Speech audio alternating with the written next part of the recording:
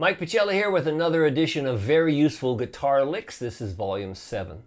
For this lesson, I thought I'd talk about something conceptual, something very simple, and I'll be in the key of, let's be in C7 here. So when I think C7, I think, like the C Mixolydian mode. Or you can voice it. Or up here. Which is always a good idea to know your scales and modes in as many positions as possible. Oh yeah, I'm playing this Benedetto guitar. It's built by Bob Benedetto. Back in the early 80s, he was making guitars out of his garage when I was hanging out in Florida. And he made me this one of a kind. It's got some EMGs on it and a rail, Cayley whammy bar. And I'm playing through a Roland Cube EX Street, which is a very versatile amp, and I highly recommend it. I use it for busking. It has a great clean tone and overdrive tone, and anyhow, that's the sound we got here. So now, what I want to talk about is we have a tendency to always want to start our licks on a downbeat. So if you have a little groove, if you have a, like if the groove is,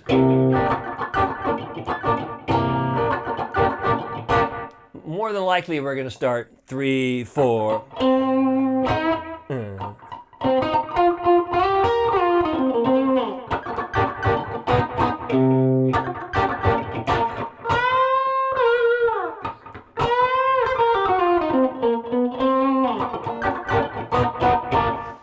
But I encourage you to try and start your licks on an upbeat somewhere. And I like to either on the end of 3 or the end of 1.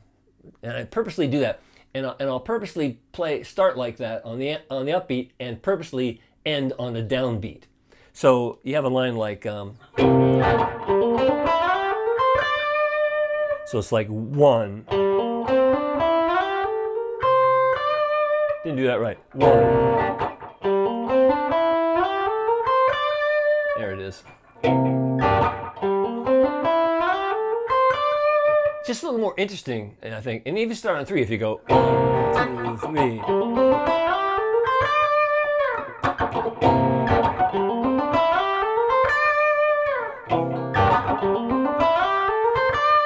And lines like that are nice because they have a couple of, hammer-ons in them.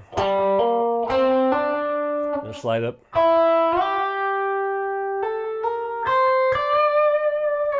Right, so it starts on the upbeat and ends on the 9th of C. Kind of implying a C13 maybe, and you could also play it lower, like maybe start it on the 9th and end on the 6th would be let's see,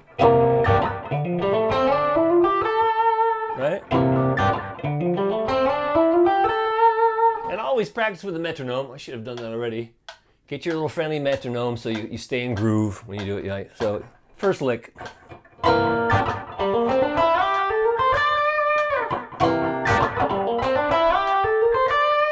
Second lick.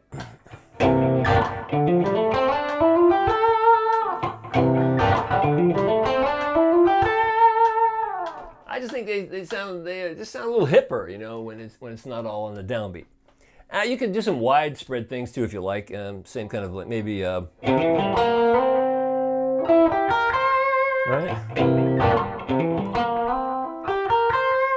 So I'm going.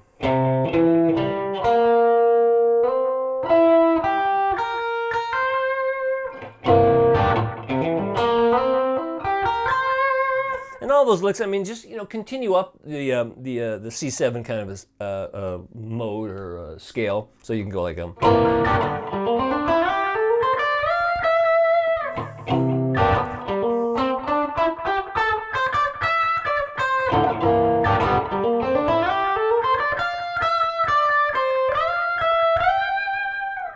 But just again, I think it makes it interesting because it starts on the upbeat, and I'm ending the lick on a downbeat. Right? And the same thing, if you're just playing something scalier and you're going, say you're going, maybe that same C7 scale backwards, like so you go.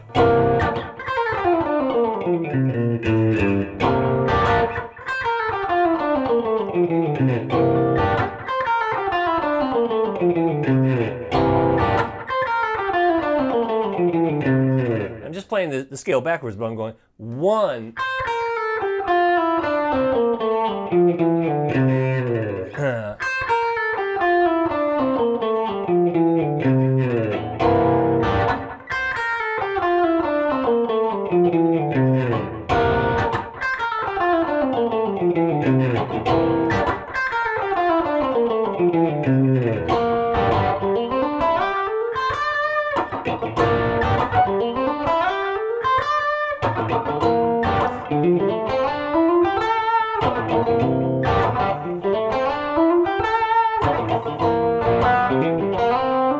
I forgot what I did.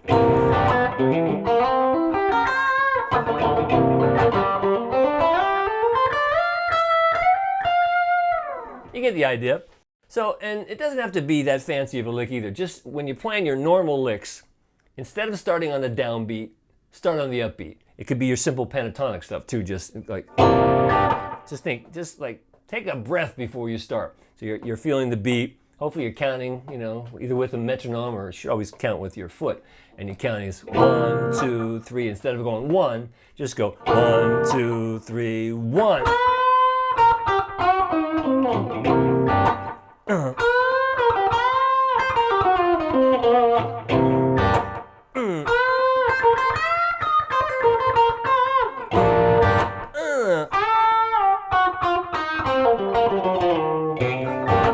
Get the idea?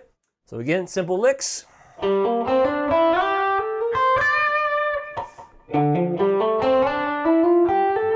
I particularly like that one because it implies. Right?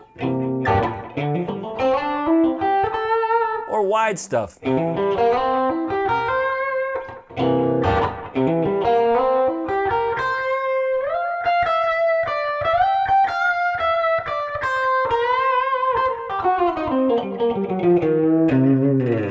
Or if you're going to do, more rolling kind of lines, like we're getting out of the Mixolydian now, and maybe something like, So that's just like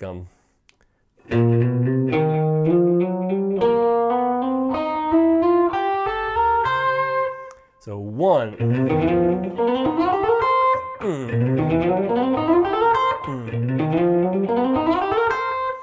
It doesn't matter, whatever lick you choose. Just again, I'm kicking a dead horse here now, aren't I? Just don't always start on the downbeat. Feel free to start on the upbeat. It just makes the line a little more interesting. Just take all the lines that you already know, you already played, already licks, and just experiment with them on the upbeat. I think you might open a couple of doors for you. So I'm Mike Pachelli. If you'd like to drop me a line, you can do so at mikepachelli.com. I'll put the charts up for these little licks I talked about. And, thanks for hanging out with me.